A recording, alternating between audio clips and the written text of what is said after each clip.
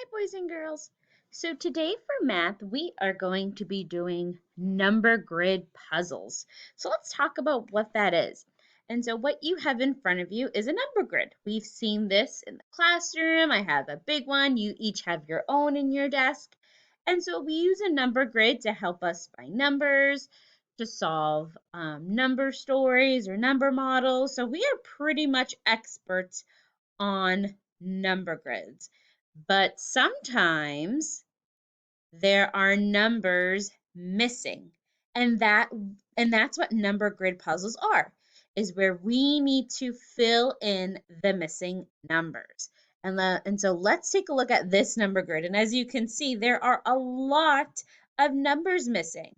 But the only ones that we want to fill out are the ones that are in the dark outline. Like this one we're going to need to solve. We also need to solve this. The other boxes are there for us in case we need it. So let's go ahead and start filling this number grid puzzle. So the first puzzle is this one. There's two, and then there's three empty boxes. So I need to figure out what would come next. Well, that's pretty easy. I know that 3 would come next, right? And we also know that 1 would even go here too. So we have 1, 2, 3. Perfect. Now I need to finish it. This would be 4. And the last one would be 5. That doesn't really look like a 5, but it'll do. So we solved our first number grid puzzle. So let's keep going. The next puzzle would be this one. So we have a 7, but we don't need to solve what's next to 7. It looks like we need to figure out what number is going to go underneath 7. So this could be tricky. There are two strategies that you can use to help you solve this problem.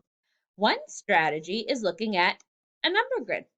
So here's 7, and I can see what number is underneath 7. Oh, it's 17. So I'm going to use my scribble, and I'm going to write. Oh, that didn't work. Let's try it again. There we go. Going to write 17. Perfect. But I'm not done. There's another missing square that we need to figure out. So one strategy was using the number grid, or if you remember, there is a way to figure out what what number is going to be underneath. There's a rule. Let's see if you can remember. When you go down the number grid, what are you adding? You're adding 10. You're right, because 7 plus 10 is 17. And I can think, okay, so what's 17 plus 10? That would be 27. So I'm going to take my scribble and write 27. I'm actually going to use my number grid to double check. So let me double check. 7, 17, 27. Perfect. And while I'm on the number grid, I'm going to see what goes underneath 27. 37. Look at that. 3 and a 7. So let's look at these numbers. What do these numbers have in common? What do they have the same of? Yeah, they all have a 7 in the ones place. And the only thing that changes is the tens place. And a lot of you use this rule to help you fill in those number scrolls. Good job. All right, let's keep going. Let's do another one. I'm going to do this one. So we have 9. So what comes after 9? You got it. Oh, let's try that again. There we go. It's the number 10. Perfect. All right. Now I need to figure out, well, what is going to be underneath 10? Well, I know the rule is if you go down 1, you're adding 10. So I could actually count by tens. 10. What would come next if we're counting by tens? You're right. 20. 0.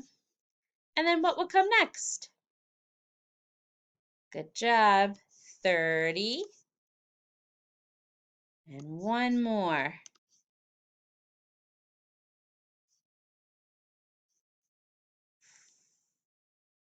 Now I know that one doesn't really look like a 4, but that's okay.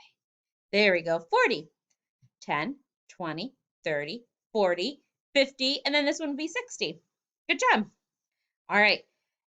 And then there's this number grid puzzle.